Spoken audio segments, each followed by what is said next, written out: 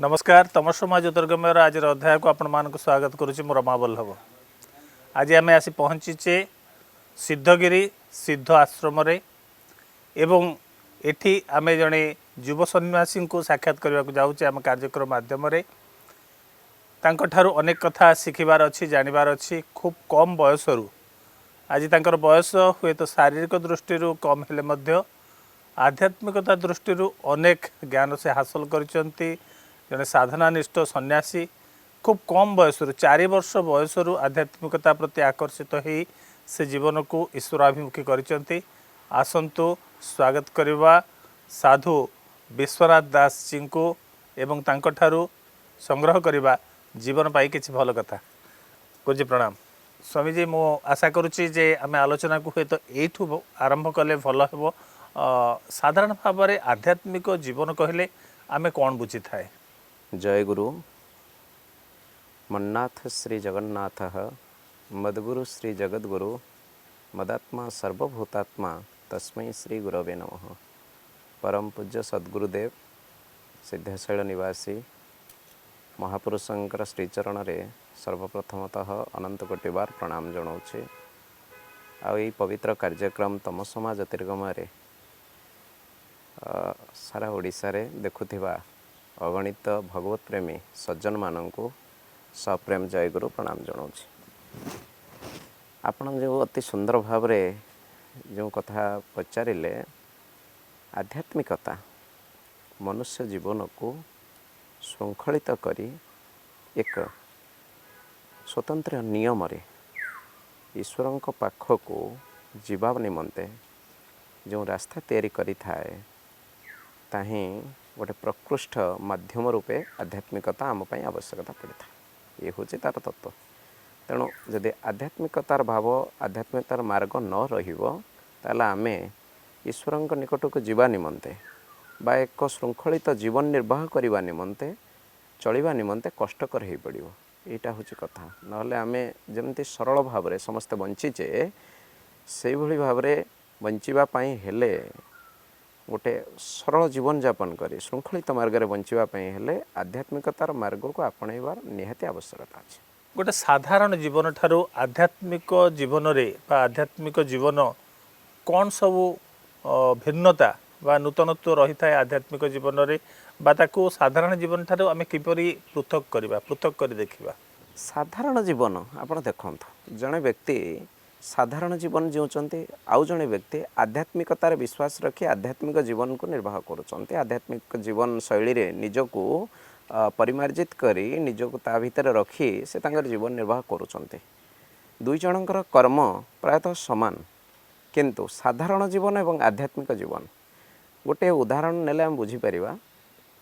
ये सारा सृष्टि रे विभिन्न प्रकार विद्या रही जमती आपण कहि परिबे विज्ञान हो गणित हो ज्योतिर्विज्ञान हो आयुर्वेद हो विभिन्न प्रकार विद्या आम सारा सृष्टि रे रही कि ता भितर गोटे जिनस को आम श्रेष्ठ बोली मानती। जमती आमर समाज रे बहुत व्यक्ति विशेष था कि भीतर आम जन को बहुत ज्ञानी गुणी बोली मानती। कहीं मानती ना तांको भीतर किसी विशेषत्व थाए एथि निमंते आमे तांको अधिक गुरुत्व देइतांती तांको सम्मान देइतांती जो भली कथा। तेणु ये अध्यात्म विद्याटा सबु विद्या भितर श्रेष्ठ। जिते विद्या रही से भगवती गीता रे अति सुंदर भाव में कहगला अध्यात्म विद्या विद्यानाम बादह प्रवदतामहम। अध्यात्म विद्याटा सबुठारु श्रेष्ठ विद्या।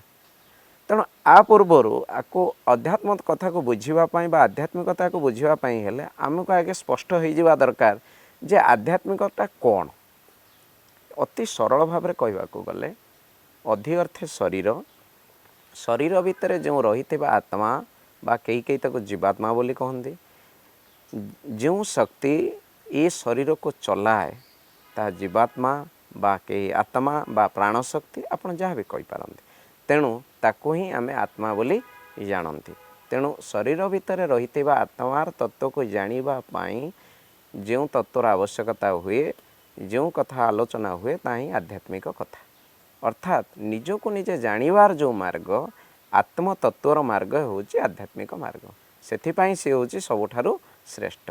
तेणु आप जो कथा पचारे जड़े साधारण जीवन भितर निज कथा बा निज कथा कहले ये लौकिक कथा नुहे आत्मतत्वर कथाटा को निज कथाटा को से केबे चिंता करे ना केवल से तार जन्म कौन करे जड़े जन्म हुए जन्म हो सारा परे अति सुंदर भाव रे तार माँ बापा द्वारा परिवार द्वारा प्रतिपालित हुए तापर जिते बड़ हुए शिक्षा लाभ करे शिक्षा लाभ करी पुनश्च गृहस्थ धर्म को पालन करे ये तार समय पड़े जाए आपण आम जेते समय देखिबा ता देहरु अधा समय तार रात्रि रे कटि जाए तेणु रात्र हरई अर्ध बेल भागवत रे कहगला रात्रटा कौन करे ना अधा समयटा को नहीं जाए जदि आम 60 वर्ष बंचीचे ताल तादर अधा वर्ष 30 वर्ष राति रे पड़ेला ता शोइबारे जाऊ कौन से कर्म रे जाऊ रातिटा अधा नहीं जाए तेणु आधेरु एमती आम जदि हिसाब करी नबा ताल आम समयटा बहुत कम आसीबो जन्म समय पळेगला जेतेबेले मृत्यु समय पाखे आसीबो वार्धक्य समय से समय मध्य आपण को कष्टदायक सेतेबेले आम किछि करि परिबा नाही जेतेबेले आम हेतु पाई नांती छोट पिलारे अछंती सेतेबेले मध्य आम किछि करि पारि ना जानि नाहंती मध्यम समय रे जो समय रे आम प्रकृत रे कर्मक्षम हेले कर्म करिबा पाई हमर हेतु आसिला आम समाज को जानिले ईश्वर विषय किछि जानिले बा जानिबार ज्ञान जेतेबेले आम भीतर आसीगला सेतेबेले आम कोउथरे लागि गले ना संसार क्षेत्र रे लागि गले कोन पाई ना निजर घरर काम करिबा ऑफिस घरर वृत्तिगत जीवन को आपणेबा कर्ममय जीवन रे निजे रहिबा परिवार को चलैबार दायित्व नबा ये सब भीतर आम रही शेष वार्धक्य जीवन रे जितेबेले आमको आम केतेबेले ये कथा को भाबंती ना जेतेबेले आम ऊपर कष्ट आसे कष्ट न आसवा पर्यंत आम प्रायतः ये आम निजे किए बा कौन बा दुख बा सुख आपको भाविया आम पाखे समय न थाए तेणु ये जो कथा साधारण जीवन रे जो मनीषटे ये कथा भितर ही बंची थाए किंतु जे आध्यात्मिकता जीवन रे जो थाए बा आत्मतत्व को जानी थाए से भावरे निजको किछि समय बिताए रहे से सबले चिंता करे जे प्रकृत रे मु जहा करूची मु जहा जहा करूची ये सब स्थायी भाव में मो पाखे कई रे ना प्रमाण स्वरूप मोर शरीर मु जन्म होकर आसी शरीर छोट थिला धीरे धीरे बड़ हो ये शरीर मध्य मो सहित रहिबो नाही वार्धक्य पर शरीर मध्य लीन हब पंचभूत रे द्वितीयतः मु शरीर द्वारा जो जो कर्म करूची जहाँ को जहाँ किसी अर्जन करिछि जेमति लौकिक भाव में किसी भूसंपत्ति अर्जन करिछि किछि धन कमेइछि किछि बहुतल विशिष्ट प्रासाद्य निर्माण करिछि ये सब मो सहित मध्य रहिबे नाही ये कथाटा कहा भीतर आसे ज्ञानटा ना जे आध्यात्मिक जीवन रे जीव थाए स्वामी जी नैतिक जीवन एवं धार्मिक जीवन जहाँ को आम धार्मिक जीवन नैतिक जीवन कहले नीतिनिष्ठ भाव में गोटे जीवन यापन करवा धार्मिक जीवन कहले विभिन्न प्रकार ओषा व्रत पर्वपर्वाणी या भितर गोटे धार्मिक अभ्यास सहित जीवन यापन करवा तेबे नैतिक जीवन धार्मिक जीवन को आम आध्यात्मिक जीवन कहवा ना ताहा आउ किछि भिन्न ये आउरी गोटे बहुत माने गूढ़तत्वर कथा नैतिक जीवन गोटे नीतिगत जीवन नीतिगत जीवन स्थल विशेष रे भिन्न भिन्न होता है जमिति कि आपणकर नीतिगत जीवन आमे सनातन धर्म रे बसवास करुथिबा समस्ते सनातन धर्मर नीति रे निजको रखि थांती किंतु जो माने सनातन धर्म रे विश्वास करंती नाही बा अन्य धर्म रे विश्वास करंती सी तांकर नीति अनुसार तांकर जीवन को चलै थांती तेणु सनातन धर्म रे विश्वास करुथिबा जो नीतिगत जीवन रही ता भितरे बहुत गुड़िए कथा आसे तेणु ये हूँ गोटे नीतिगत नैतिकतार कथा द्वितीयतः धार्मिक कथा ये तत्वटी को आलोचना कले धर्म तत्वटी को ये आहुरी व्यापक स्थल विशेष रे आम मैंने कौन कहती ना धर्म केवल एक संप्रदाय भितर बोधुए सीमित हो पारे किंतु कहीं कहीं या कहती धर्म संप्रदाय रे सीमित नुहे धर्म कहीं कहीं ताको भिन्न भिन्न भाव में आख्या दियंती जेमिति जलर धर्म आपणकर अग्निर धर्म दाहिका शक्ति से जहाँ पाइब दहन करनब जलर धर्म वायुर धर्म सबूर गोटे गोटे धर्म निजस्व धर्म रही तेणु ये धर्म कथा एठी आलोचना करा जाए नहीं आमे चिंता करती कौन ना धर्म कथा आसिले आमे जानती आध्यात्मिकतार कथा।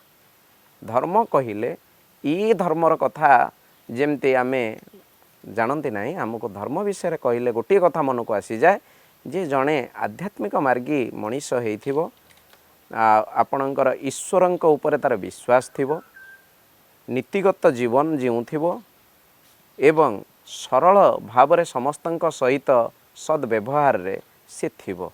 एई मार्गरे थिबा मनीषटी जड़े धार्मिक लोक बोली कहा जाए। किंतु आउरी जदि आमे भीतर को जीवा धर्म प्रकृत रे कौन, धर्म काहाकू आमे धार्मिक कहवा, एइटा आपणकर संस्कृत भागवत रे अति सुंदर भाव कथा अछि।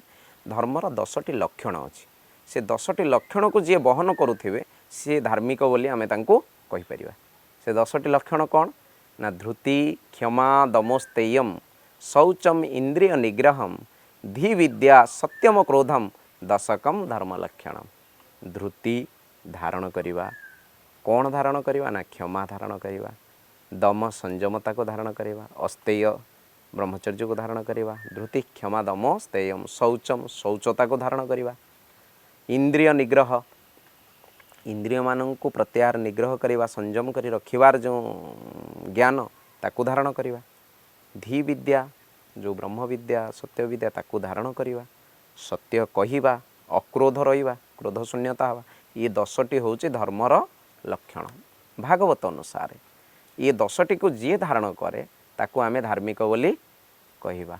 ये 10टी को जतला आपण धारण करिवे आपण आपणा छाए एक नीतिगत भावरे पड़ी जाइथिबे, एक श्रृंखलित भावरे गोटे चेन भितर आपण निजको श्रृंखला रे आपण आपणा छाए आपण सेठी रहिथिबे। कारण ये होची दुहे दुहिंकर परिपूरक नैतिक एवं धार्मिक।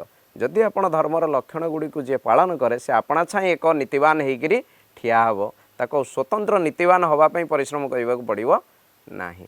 तेणु नैतिक एवं धार्मिक ये दुईटाक आध्यात्मिकता सहित निश्चित भाव में संपर्क रही। कौन संपर्क रही ना ये कथा आसला परे आपणा छाई मनरे प्रश्न उठे, भितर जाग्रत हुए विवेक रे जे मु प्रकृत रे किए, मु प्रकृत रे किए, मु एठी काहींके आसीची, मु क्षमा गुण को धारण करुची, संयम रे अछि, मो शौच अछि, मते बहुत भलो लागुची, मु गोटे माने उठिबारु रात्र सोईबा पर्यंत गोटे नीतिगत जीवन चर्या मोर रही। तेणु आ भितर मु जो बंचीची तेणु आ भितर मु काहींकी बंचीची ये भावना आपणा छाए उद्रेक हब उंकी मारिब मनरे। तापर से आत्मज्ञान को जीवापाई अर्थात आध्यात्म विद्या को जीवापाई निश्चित भाव में माने प्रयास करिवो एवं आपणा छाए ता भितर भावना जारी रहिबो। तेणु नैतिक धार्मिकता सहित आध्यात्मिकतार निश्चित संपर्क रही। गोटे आध्यात्मिक जीवन ग्रहण करने गोटे साधारण मनीष को ये जो साधारण जीवनटा को त्याग करी संन्यास ग्रहण करने द्वारा से आध्यात्मिकवादी हो पार ना ये जीवन भितर तेल लुणर संसार भितर रहीकि से आध्यात्मिक जीवन यापन कर पार।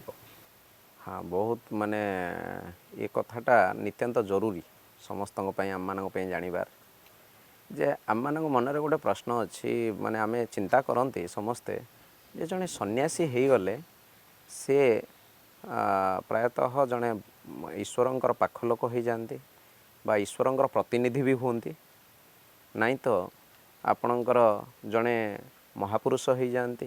ये भाव में आमर गोटे मानसिकता समस्तंकर अच्छी जे जड़े सन्यासी साधारण लोक ठारू निश्चित भिन्न। यह मध्य ठीक एथिरे मु द्विमत जे यह ठीक नुहे बोली मु मध्य यह कहबी ना, यह मध्य निश्चित भाव में किछ अंशरे सत्य।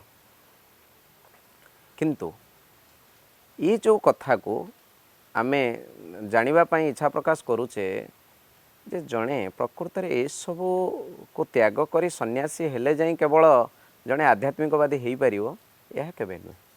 काहींकी आपण देखंतु आमर मानवर मनीष जीवन रे 4टी आश्रम रही। गोटे प्रथम होचे आपणकर ब्रह्मचर्य आश्रम, गृहस्थ आश्रम, वानप्रस्थ आश्रम, तत्पर सन्यास आश्रम। ये 4टी आश्रम कथा आमर सनातन धर्म रे वैदिक शास्त्र रे यार गुरुत्व दि जाइए। आ ये गुरुत्व दि जाबार मध्य प्रासंगिकता अच्छी एवं सत्यता अच्छी वास्तविकता अच्छी ये जो चारोटी कथा आश्रम कथा कहगला आपण ये चारोटी आश्रम को जितेबले तीनोटी आश्रम जितेबले आपण पार करूचंती अतिक्रम करी जाउचंती ब्रह्मचर्य आश्रम गृहस्थ आश्रम एवं वानप्रस्थ आश्रम तत्पर आसूचे सन्यास तेणु सन्यास नबाटा गोटे हूँ स्वतंत्र कथा भगवद गीतार कहुच्छी सर्वसंकल्प सन्यासी जोगारूढ़ तदुच्यते समस्त संकल्प को जितेबाला जड़े त्याग करदेव समस्त संकल्प निजक रहित करनब से सन्यास परिणत हो सन्यास जिनस सहज कथा नुहे सन्यासीर कथाटा एत सहज नुहे तेणु गृहस्थरे रही जड़े आध्यात्मिकता को जिज्ञासा करिवारे कौनसी असुविधा नहीं जड़े आध्यात्मिक जिज्ञासु निश्चित समस्ते गृह रही हो पार किंतु क्यों माने हो पारे आम मन भर प्रश्न उठ समस्त गृहस्थ मैंने या पारे कि नाई जो माने नीतिगत धार्मिक जीवन धार्मिक कहले कौन सी मुझे पूर्वर कही जो कथा जे सांप्रदायिकतार कथा नुहे जो जो धर्मर लक्षण गुड़िक पालन करुवा व्यक्ति पालन करुवा परिवार सी निश्चित भाव में नीतिगत भाव में रही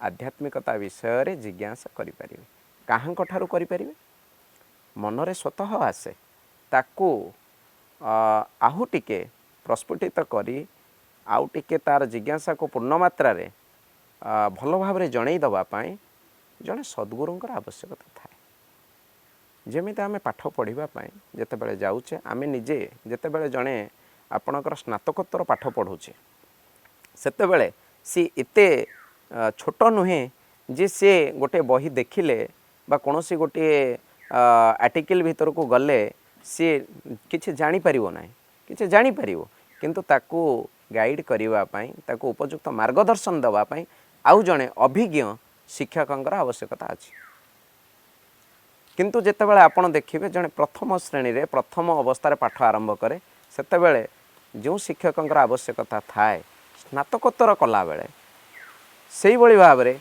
जड़े शिक्षक निजुक्त होती जी केवल अल्प टिके टिके ताको मार्गदर्शन कर दियंती ये हूँ कथा तेणु जहाँ हो ये जो समस्ते आध्यात्मिकतार कथा जड़े गृहस्थरे रही सुधा जड़े ये अभिज्ञ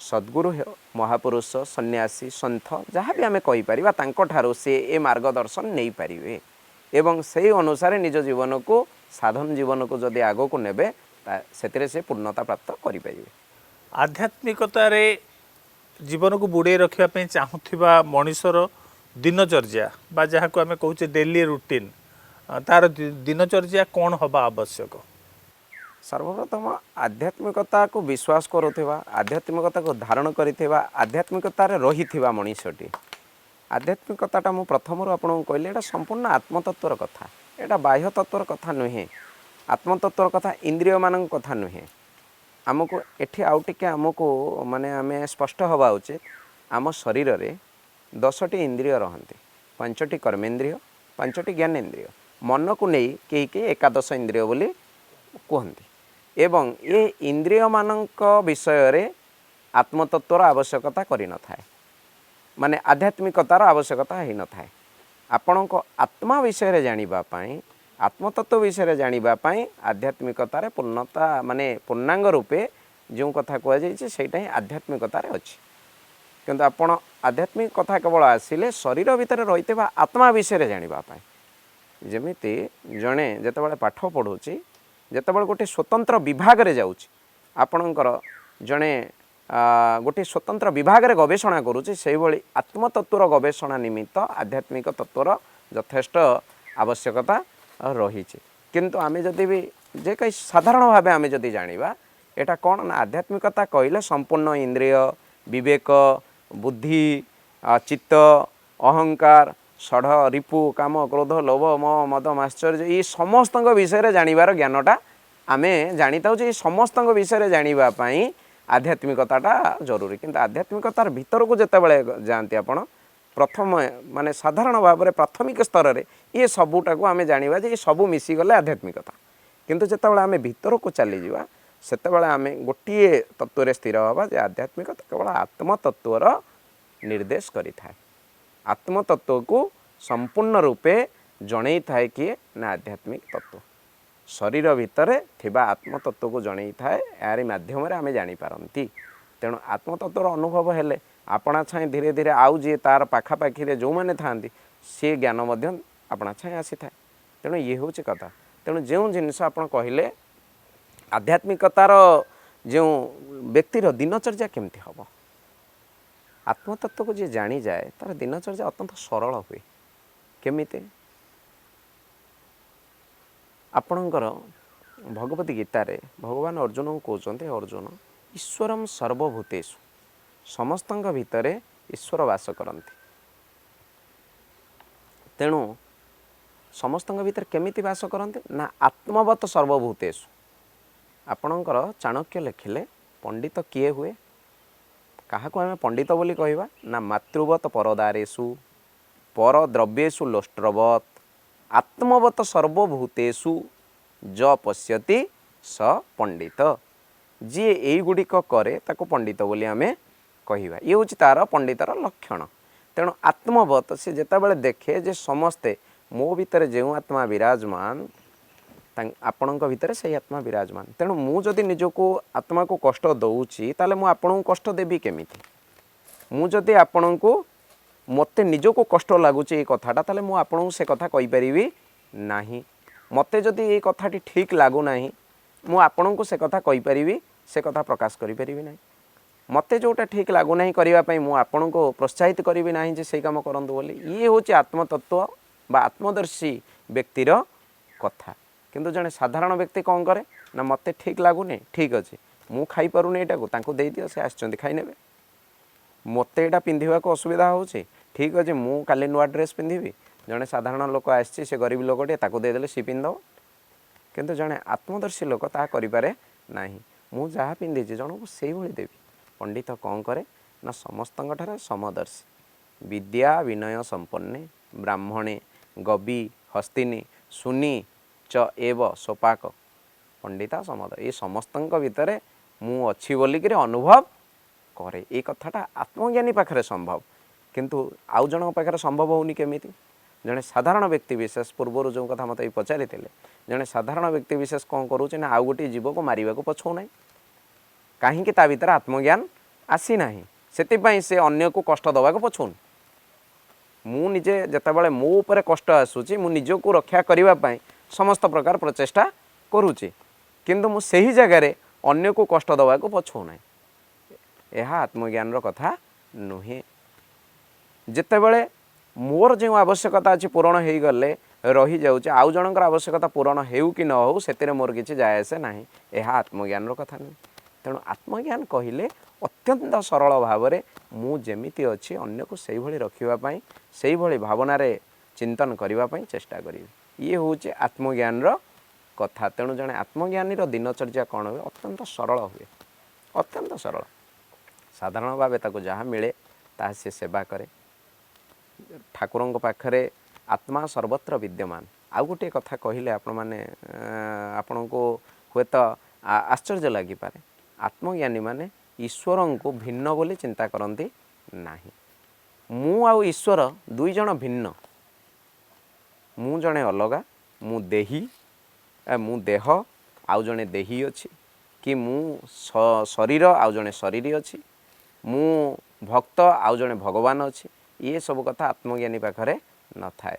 ମୋ ଭିତରେ ଯିଏ ତା ଭିତରେ ସିଏ, ଯେଉଁଟାକି ଆପଣଙ୍କର ବେଦର 4 ମହାବାକ୍ୟରୁ ଗୋଟିଏ ମହାବାକ୍ୟ ଅଛି ତତ୍ତ୍ୱମସି, ତୁମେ ଯିଏ ମୁଁ ସେଇ ଅଟେ। ଇଏ ହେଉଛି ଆତ୍ମତତ୍ତ୍ୱର କଥା। ସରଳ, ଅତ୍ୟନ୍ତ ସରଳ ଜୀବନ। ଈଶ୍ୱରଙ୍କୁ ସିଏ ସମ୍ପୂର୍ଣ୍ଣ ରୂପେ ଅଲଗା ଭାବେ ନାହିଁ। ଈଶ୍ୱର ଯେହେତୁ ତା ପାଖରେ ସବୁବେଳେ ଅଛନ୍ତି, ସିଏ ଯେଉଁଭଳି ନିଜେ ଖାଏ ବଞ୍ଚେ ଈଶ୍ୱରଙ୍କୁ ମଧ୍ୟ ସେଇଭଳି ଦିଏ। ପ୍ରଭୁ ତମେ ଯିଏ ମୁଁ ସେ, ଆମେ ଦୁଇ ଜଣ ଅଲଗା କେହି ନୁହେଁ, ଆମେ ଏକ।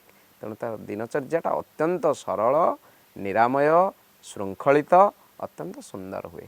ଇଏ ହେଉଛି ଆତ୍ମଜ୍ଞାନର ଆଧ୍ୟାତ୍ମିକ ବ୍ୟକ୍ତି ବିଶେଷର ଜୀବନଚର୍ଯ୍ୟା। ଆଉ ସେଇ କଥାଟା କ'ଣ ହୁଏ? ସାଧାରଣତଃ ସାଧୁ ସନ୍ଥ ସନ୍ନ୍ୟାସୀଙ୍କ ପାଖରେ କିଛି ମାତ୍ରାରେ ଦେଖାଯାଏ। ପ୍ରାୟତଃ ଏ କଥାଟା ଦେଖାଯାଏ, ଯେଉଁଟାକି ସାଧାରଣ ଲୋକ ପାଖରେ ସବୁବେଳେ ଦେଖାଯାଏ ନାହିଁ, ତାର ଜୀବନଚର୍ଯ୍ୟା ଗୋଟେ ଶୃଙ୍ଖଳିତ ନଥାଏ, କେତେବେଳେ ଆସେ କେତେବେଳେ ଯାଏ। ତେଣୁ ସାଧୁଙ୍କ ପାଖରେ ସନ୍ଥଙ୍କ ପାଖରେ ଜଣେ ସଦ୍ଗୁରୁଙ୍କ ପାଖରେ ଏହିସବୁ ଜୀବନଚର୍ଯ୍ୟା ଦେଖାଯାଏ ବୋଲି ଆମେ ତାଙ୍କୁ ଆଧ୍ୟାତ୍ମିକବାଦୀ ମହାପୁରୁଷ ଆତ୍ମଜ୍ଞାନୀ ମହାପୁରୁଷ ବୋଲି କହିଥାଉ।